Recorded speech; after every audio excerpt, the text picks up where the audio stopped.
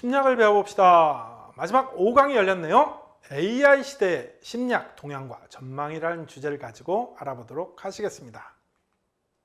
자, 기술과 마음의 변화.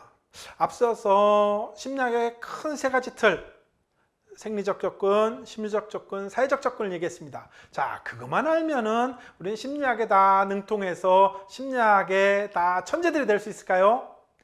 아쉽게도 이것만 가지고는 안 된다는 거죠. 세상이 변하면, 상황이 변하면 마음도 변합니다. 심리학도 변합니다. 요즘 이제 4차 산업혁명이라는 얘기를 하죠. AI들이 나오고 로봇이 나옵니다. 과연 이 시대에 사는 사람은 그것이 없었던 시절의 사람의 마음과 똑같을까?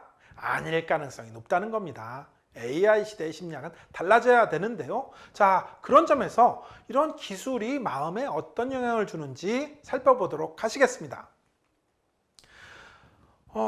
우리가 미래는 알 방법이 없고요. 미래는 알 방법이 없단다면 과거에는 어떤 일이 있었는지를 가지고 미래를 미루어 짐작할 수는 있겠죠. 대표적인 사례들, 기술의 진보가 뭔가 사회와 심리에 영향을 주는 대표적인 사례 중에 하나가 요론트족 사례입니다. 호주의 원주민 부족이었는데요. 이 사람들은 20세기 초반까지 돌도끼를 사용하며 살던 석기시대를 살던 사람들이었습니다. 이 원주민들한테 이 원주민들을 누가 발견하냐면은 호주에 있는 선교사들이 발견하게 돼요. 그래서 선교를 가러 가겠죠. 어디든지 이제 선교를 하러 가게 되면 선물들을 가져가는데 그 도시에 있는 다양한 선물들을 가져갔는데요. 여기에서 가장 인기가 있었던 게 뭐였냐면은 쇠로 된 가벼운 손도끼가 아주 최고의 인기 품목이었답니다. 그래서 이 돌도끼를 사용하던 이 시대에 갑자기 최첨단 기술인 쇠도끼, 손도끼가 이제 보급되게 됐어요. 이랬더니 이 사회에 어떤 변화들이 있었을까요? 자, 여기 이것들을 조금 더 살펴보면 우리 기술이 사람의 마음에 어떤 영향을 주는지를 알 수 있을 텐데요. 처음에 선교사들이 가서 모여보세요. 선물 드리겠습니다. 그러면은 누가 처음 모였을까? 애들과 주로 부녀자들이었다는 겁니다. 아주머니들이었다는 거죠. 이분들한테 손도끼를 나눠주니까 무슨 일이 벌어졌냐? 그 시대에 돌도끼로 사용해서 먹고 살던 이런 시절에 돌도끼 성능도 안 좋고 힘도 많이 들었으니까 누가 사용했냐면은 그 집의 가장, 아버지가 사용했다는 거죠. 어떻게 보면 돌도끼가 가장의 권위의 상징이었었는데요. 근데 어느 날 아버지보다 훨씬 더 좋은 쇠도끼를 든 아이들, 아내가 나타나니까 굳이 애와 아이들이 아버지한테 부탁하거나 이럴 일이 없더라는 거예요. 오히려 아버지가 애들한테 야, 그 쇠도끼 좀 빌려줘라 이런 일이 벌어지더라는 겁니다. 그러면서 가부장제가 급격히 약화되더라는 거예요. 아버지의 권위가 약화되더라는 거죠. 자, 뿐만 아니라 이상하게 최첨단 기술이 들어가니까 마을 공동체가 약화되더라는 거예요. 과거에는 이 돌도끼를 가지고 뭔가를 하려면 여러 사람들이 모여서 힘을 들여서 같이 모여서 일을 해야 되지 않았겠습니까? 근데 쇠도끼가 나오니까 굳이 여러 사람이 모일 필요 없이 혼자만 해도 충분히 옛날에 여럿이 했었던 효과들이 나오더라는 거죠. 자, 그러니까 공동체가 약화되고 그러니까 마을 축제도 심드렁해지더라는 거예요. 자, 이 사례를 왜 말씀드리냐면은 이게 과연 100여 년 전 호주 요론트 쪽에서만 일어났던 사례일까요? 아니라는 겁니다. 우리나라에서도 지금부터 한 20여 년 전에 일었었죠. IMF라는 게 바로 이렇다는 겁니다. IMF를 만든 핵심적인 게 뭡니까? 바로 컴퓨터라는 기술이었죠. 아버지 시대에는 컴퓨터가 없었죠. 근데 컴퓨터가 들어오면서 굳이 이렇게 볼펜으로 쓰고 주판으로 계산하고 하지 않아도 이게 척척척척 해결됐다는 거죠. 자, 그러면서 사실 우리 사회에서도 아버지의 권위가 급격하게 이제 떨어지게 되는 거죠. 그러면서 이제 새로운 뭔가가 열리게 되는데요. 결국 세상에 대한 그리고 마음에 대한 변화들은 그냥 단지 다른 사람이나 상황이나 이런 것뿐만 아니라 기술에 의해서도 영향을 무척 많이 받는다는 거죠. 이런 것들을 연구하는 학문 중에 하나가 문화심리학이라는 겁니다. 문화심리학이란 문화가 사람의 마음과 형성과 변화에 어떤 영향을 미치는지를 연구하는 심리학 분야라는 거죠. 예를 들면 돌도끼를 사용한 사람들의 심리와 쇠도끼를 사용하는 사람의 심리는 단지 도구의 차이뿐만 아니라 세상을 바라보는, 그리고 아버지의 권위나 어떤 자기 사회를 바라보는 관점이 완전히 달라지게 된다는 거죠. 스마트폰을 쓰는 사람과 쓰지 않는 사람은 심리가 똑같다고 할 수 있을까요? 없을까요? 그렇지 않습니다. 스마트폰을 쓰는 사람들과 쓰지 않는 사람들은 당장 우리가 접근하는 방식도 다르죠. 스마트폰이 없었던 시절, 아마 좀 나이가 젊으신 분들은 모르시겠습니다만은 스마트폰이 없던 시절에는요, 술 먹다가 내기들 되게 많이 했어요. 이게 맞다니까 저게 맞다니까 싸웠어요. 근데 지금 그런 거 없습니다. 누구한테 물어보면 돼요? 네이버한테 물어보면 됩니다. 그리고요, 이 당시에 되게 권위인 어떤 선생님들의 권위들도 많이 낮아졌습니다. 이유는 선생님들이 말씀하시는 대부분의 내용들은 폰 안에 있기 때문에 그렇다는 거죠. 자, 그러면은 이게 돌도끼에서 쇠도끼, 스마트폰, 뭐 비스마트폰을 넘어서 AI로 넘어가면 AI에 익숙하지 않던 시대와 똑같을까요? 다를까요? 당연히 다르다는 겁니다. 이것과 관련된 사례들을 하나만 말씀드리죠. 산업혁명이 일어났던 시기에 우리 사회에 엄청난 변화들, 심리적 변화들이 일어나게 됩니다. 그 심리적 변화들은 이상한 나라 앨리스에서 나옵니다. 이상한 나라 앨리스. 첫 번째 장면이 뭔가요? 토끼가 회중시계를 보면서 바쁘다 하면서 토끼굴에 들어가죠. 그때 앨리스가 따라 들어가면서 이야기가 시작되죠. 자, 여기서의 시사점들이 뭐냐면은 이전까지의 사람들은 사실은 농사를 지었습니다. 농사를 지었는데 공장에 다니던 공장이 막 생기면서 사람들의 습관들이 바뀌게 되는데요. 그 습관을 바꾼 대표적인 기술이 바로 시계였다는 거예요. 시계. 그럼 시계가 사람의 습관들을 어떻게 바꿨을까요? 과거에 농사를 짓던 사람들은 어디를 보고 살았냐면 하늘 보고 살았어요. 날씨가 좋은지 안 좋은지 이걸 보고 살았다는 거죠. 근데 지붕 아래에 있는 공장에 있는 사람들은 이제 날씨를 볼 필요가 없어요. 단지 뭘 보면 돼요? 시계를 보면 된다는 거죠. 시계. 그래서 우리는 9시에 출근해서 5시에 퇴근. 이렇게 칼퇴근하는, 옛날에 그랬다면 되게 좋았을 텐데요. 아무튼 시계를 보면서 바쁘다 하면서 했다는 거예요. 시계가 익숙하지 않았던 사람들이 봤을 때는 되게 이상하더라는 거죠. 요즘 뭐 다들 스마트폰 중독이야 하는 것처럼 시계 중독이야. 시계를 본다고 뭐가 뭐 변하는 것도 없는데 시계를 보면서 바쁘다 하면서 종종 걸음을 친 사람들을 이해할 수가 없었다는 거죠. 자, 근데 이제 이게 100여 년 흘러오면서 우리한테는 너무 익숙해졌다는 거죠. 우리는 시간에 중독됐다는 사실도 모르고 산다는 겁니다. 지금 마치 뭐처럼요? 스마트폰 중독이야, 게임 중독이야를 막 걱정하는데 이게 한참 지나면은 이런 얘기를 옛날에 했었어? 옛날 작품 속에서나 나오네? 하는 이런 얘기들이 나올 수 있다는 겁니다. 그렇게 우리의 심리들이 이렇게 세상에 먹고 사는 방식에 밀접한 영향을 주게 된다는 거죠. 어디 그뿐일까요?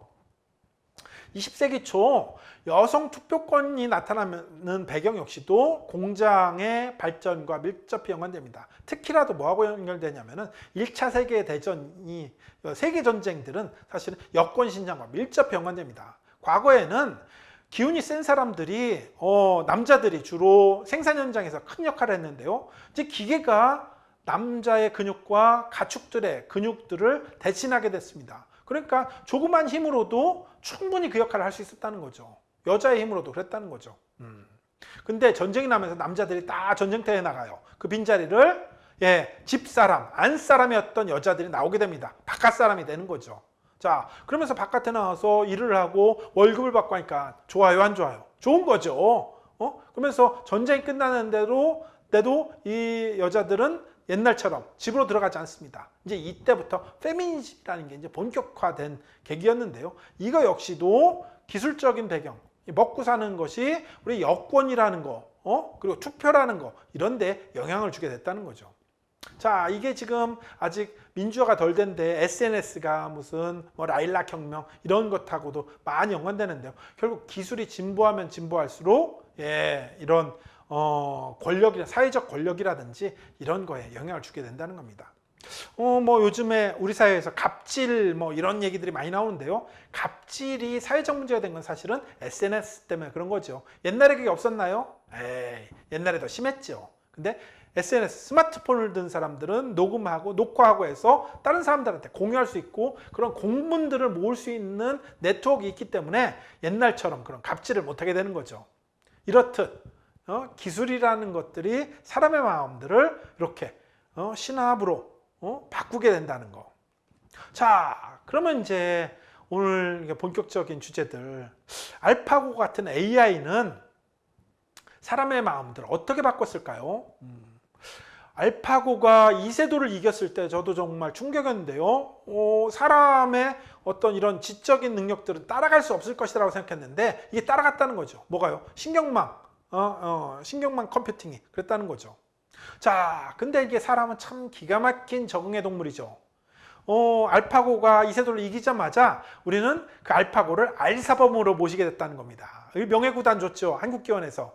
그리고 이제는 더 이상 단수가 높은 사범한테 배우는 게 아니라 알파고를 키고 인공지능한테 수련을 하고 배우게 됐다는 거죠.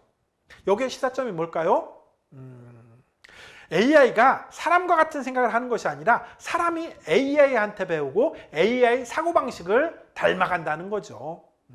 앞으로 AI 시대에 심리가 바뀔 것이다 라는 얘기는 AI의 작동 방식이 우리 마음속에 들어올 것이다. 즉 이걸 심리학에서는 내면화라는 얘기를 하는데요. 이런 기술의 내면화가 심리적인 차이들을 만들어낸다. 이렇게 보시면 되고요. 미래 사회에 우리가 다른 사회의 사람들을 이해하고 싶으면은 다른 무언가 먹고 놀고 하는데 우리가 다른 무슨 기술이나 제도를 쓰든가 이걸 유심히 보면 그 사회의 특징들을 잘 알 수 있는 문화심리학적인 툴이 됩니다. 자, 그러면 이렇게 심리학이 바뀌어지는데 AI 시대에 심리학자들이 필요한 곳이 어떤 곳일까 한번 생각해 보자는 거죠. AI 시대의 심리학자들. 그 중에 하나가 뭐냐면은 이런 것들을 알 수 있는 이런 시사점이 뭐냐면은 BMW와 내비게이션, BMW의 차에 내비게이션이 아예 초기 디폴트 값으로 장착되던 그런 시기가 있었어요. 1990년대인데요. 이때 BMW에서는 내비게이션을 그냥 장착할 것이냐 말 것이냐를 가지고 엄청 심한 격렬한 논쟁이 붙었어요. 그 이유가 뭐였냐면은 BMW의 슬로건이 그러죠. Sheer Driving Pleasure. 운전하는 즐거움이라는 거예요. 근데 이 내비게이션은 운전하는 즐거움에 도움이 되느냐 방해가 되느냐. 자, 어떻다고 생각하십니까? 어떤 사람들은요, 좀 이제 과거 입장에서 보면 우리가 운전하면서 길을 찾는 것도 운전하는 즐거움에 도움을 준다. 오히려 내비게이션은 즐거움을 감소시킨다. 붙이면 안 된다. 라고 했다는 거죠. 근데 다르게 생각한 사람이 있었어요. 어떤 사람이냐면은 우리는 운전하는 즐거움이라고 하지만 운전하는 것 자체가의 즐거움이냐 아니면 운전을 통해 어디 가서 어디 맛있는 걸 먹거나 좋은 걸 보는 것들까지 여기에 포함시킬 것이냐. 당연히 포함된다는 거죠. 자, 그랬을 때 운전할 때 길 찾는데 신경을 좀 덜 쓰고 거기 목적지에 가서 즐겁게 우리 즐기는 것이 궁극적으로 BMW가 추구하는 운전하는 즐거움을 더 강화시키는 거 아니겠느냐. 결국 거기에 그쪽 편이 이긴 다음부터 내비게이션이 이제 디폴트가 됐다는 거죠. 자, AI도 마찬가지라는 거죠. AI를 지금 사용하지 않는 사람이 AI가 오면 우리 사고 능력이 떨어지고 뭐하고 우리의 인간성들이 위축될 것이다 라고 생각하지만 거꾸로 본다면 AI를 장착한 사람들은 어떻게 이제까지 못했었던 혹은 애썼던 것들을 버리고 좀 덜 신경을 쓰고 우리는 더 즐거운, 더 행복한 무언가를 할 수 있을까? 바로 기술이 욕망을 바꾸게 되는 거고요. 새로운 기술이 나올수록 새로운 욕망들을 디자인할 수 있는 사람이 필요하다는 겁니다. 그게 바로 누굴까요? 심리학자가 필요한 이유라는 거죠. 궁극적으로는 AI나 로봇 같은 것들을 디자인하는 데부터 심리학자들이 필요한데요. 사실 여기에는 생각지도 못했었던 일들이 많이 벌어지더라는 겁니다. 어떤 일일까? 몇 년 전 일본의 헨나 호텔의 사례인데요. 헨나 호텔에는 대표적인 헨나가 일본 말로는 이상한이라는 뜻이랍니다. 이상한 호텔인데 무인 호텔이에요. 거기 리셉션을 누구를 뒀냐면은 그 접수하는 데에 이런 인형, 사람 닮은 이런 인형을 두고 자동으로 이런 것들을 무인으로 이렇게 접수를 하도록 했습니다. 근데 사람을 이렇게 뒀더니 사람들이 별로 안 좋아하더라는 거예요. 안 좋아하는데 특히 언제 안 좋아하냐면은 밤에 낮에는 괜찮은데요. 밤에 지금 늦게 왔는데 호텔에 불은 다 꺼져 있는데 저쪽 리셉션에 이렇게 불이 켜져 있고 사람 비슷한 사람이 있더라는 거예요. 저게 인형이라는 걸 아는데 우린 좀 섬뜩하고 무섭지 않나요? 예, 그러니까 이렇게 피해 가더라는 거예요. 그래, 이 세 가지의 인형 중에 어떤 게 제일 인기가 많더냐 보았더니 이쪽에 있는 악어가, 공룡이 제일 인기가 많더라는 거야. 아예 사람하고 뭐 비슷한 듯 다르면은 뭔가 공포를 느끼는데 완전히 다르면 차라리 그런 사람과 다른 사람들한테는 경계심이 줄어들더라는 거죠. 이런 게 이제 불쾌한 골짜기, uncanny valley 현상이라는 얘기를 하는데요. 그래, 어설픈 짝퉁은 오히려 사람들한테 불쾌감을 일으키더라. 오히려 다른 존재가 더 매력적이더라 해서 이 헨나 호텔에서는 요 사람 대신에 저렇게 공룡으로 다 리셉션장을 바꿨다는 겁니다. 제가 왜 이런 말씀드리냐면은 우리가 생각할 때 AI는 사람하고 닮아야 돼 라고 생각하는 것 자체가 AI를 겪어보지 못한 사람의 고정관념일 수 있다는 거죠. 오히려 아예 사람하고 다를 수 있도록 달았을 때 뭔가 좀 더 친밀하게 접근할 수 있다는 것. 뭐 그런 거는 우리 만화 영화 같은 데서 나오지 않습니까? 그리고 게임에서도 마찬가지로 보면은 다 이런 괴물들 나오는데 이등신 뭔가 이렇게 좀 얼굴하고 몸하고 막 이렇게 똑같은 이런 캐릭터들이 나오는 것들도 다 이런 uncanny valley 현상들을 피해 나가고자 하는 이런 특성이라는 거죠.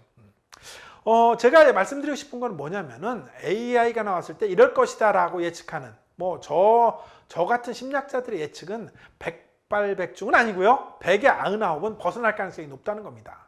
그러면 AI 시대 심리학은 누가 만들어내고 펼쳐낼까요? 아마도 지금 이 강좌를 듣는 여러분들께서 AI에 익숙하고 AI를 어렸을 때부터 접촉하시던 분들이 또 새로운 AI 심리학을 만들어서 이 혁신들을 이어받을 거라 생각됩니다. 그렇게 될 때는 아마도 제가 여러분들의 강의를 한번 듣고 AI 시대에 적응을 위해서 열심히 노력하겠죠. 자, 그랬을 때 우리는 좀 더 근원적으로 이제 생각해 볼 필요가 있다는 거죠. AI가 도대체 사람을 능력을 뛰어넘는 AI가 나온다는데 이때 사람의 욕망들은 어떻게 바뀔 것이냐. 우리는 조명이 있습니다만은 촛불을 사용하죠. 그 촛불은 조명용이 아니라 우리는 감정을 북돋는, 그래서 낭만적인 사람과 식사를 할 때 초를 켜놓죠. 왜? 전기 조명이 없어서 그런 게 아니죠. 그때 초는 옛날에 조명용 초에 비해서 비쌀까요? 쌀까요? 훨씬 비쌉니다. 뭐 그렇게 여기다 향기까지 은은한 뭐 이런 캔들 종류들 엄청 비싸죠. 그거는 우리는 옛날 조명을 쓰지 않는다는 거죠. 뭔가 기술이 발전하면서 옛날 것이 싹 사라지는 게 아니라 새로운 욕망의 도구로 나올 수 있다는 거죠. 자, 그랬을 때 지금 나오는 것들, 오픈 AI가 만든 에일론 머스크가 만들었죠. 이 GPT-3가 2000년도 6월 달에 나왔습니다. 이 GPT-3는요, 자연 언어 기반 인공지능인데요. 우리가 뭐 굳이 코딩을 할 필요 없이 우리가 말로 하면 얘네가 알아서 뭔가를 하는 겁니다. 근데 얘는 학습을 1750억 개의 파라미터로 학습했다는 겁니다. 그러니까 놀라운 일들이 벌어집니다. 소설도 쓰고요, 직접 코딩도 하고요, 뭔가 질문을 하면 척척척척 답도 찾아냅니다. 답을 찾아내는 걸 넘어서 사람들이 생각하기에 지혜로운 솔루션 같은 것들을 만들어낸다는 거죠. 과거에는 인공지능이 한 것은 어설펐는데요. 이제는 사람을 능가하는 이런 기술들이 지금 거의 목전에 와 있다는 거죠. 자, 참고로 GPT-2는 19년도 11월 달에 출시됐습니다. 그때는 15억 개의 파라미터로 학습을 했어요. 근데 불과 1년이 뭡니까? 뭐 한 7개월 만에 이 GPT-3가 나왔다는 거죠. GPT-4가 나오면은 100조 개를 학습할 것으로 예상되는데요. 100조 개란 어떻게 보면 인류 전체를 통틀은 것보다 훨씬 더 많은 것들을 학습하는 AI가 나올 가능성이 많다는 거죠. 자, 그랬을 때 이런 GPT-4 같은 거의 뭐 정말 척척박사 같은 뭐 아무거나 다 해결할 수 있는 그런 AI를 다 가지고 있었을 때 인간의 새로운 욕망은 무엇일까요? 우리 이전에 동기를 우리 배운 적 있었죠. 이 욕망이 지금 뭔가 내 숙제나 내가 원하는 것들을 다 해결해 줬으면 좋겠어. 그래, 그게 다 해결됐어. 그 다음에 사람들은 뭘 원할까? 바로 그게 어떻게 보면 행복일 수도 있고요. 어떻게 보면 그게 빚일 수도 있다는 거죠. 자, 이런 것들을 위해서 우리는 뭐가 필요할까요? 자, 새로운 기술을 가진 인간의 욕망의 변화는 사실은 우리는 눈을 보고 이렇게 읽어내는 게 아니라 그 사람의 행동들을 애정 어린 관찰을 통해서 읽어낼 수 있고요. 이런 것들을 통해서 뭔가 어떤 사람들의 삶의 품위를 올리고 우리 사회를 좀 더 행복하고 풍성한 사회로 이끄는 데 바로 사회 심리학자들이 기여하는 바라 생각이 됩니다. 그리고 이런 것들을 위해서는 우리는 좀 인내심이 필요합니다. 마시멜로 실험에서 아이가 좀 참는 것처럼 말이죠. 이런 점에서 주변에서 중독이야 뭐야 이렇게 얘기하기 전에 조금 더 인내심을 갖고 이전의 사람과 어떻게 달라졌는지 그 사람의 특징은 뭐고 장점은 뭐고 이런 것들을 개발할 수 있는 건 뭔지, 자, 이런 미션들 사실은 제가 하고 싶은데요. 저는 안타깝게도 AI를 일찍부터 접속하지 않고 이제 나이 들어서 배운 사람이라 아무래도 서툴러요. 지금 이 강의를 듣는 여러분들께서 AI 심리학의 를 주도해서 정말 우리가 행복한 AI 시대가 될 수 있는 그런 역군, 리더가 되시기를 간절히 기원하면서 강의 여기서 마치도록 하겠습니다. 수고 많으셨습니다.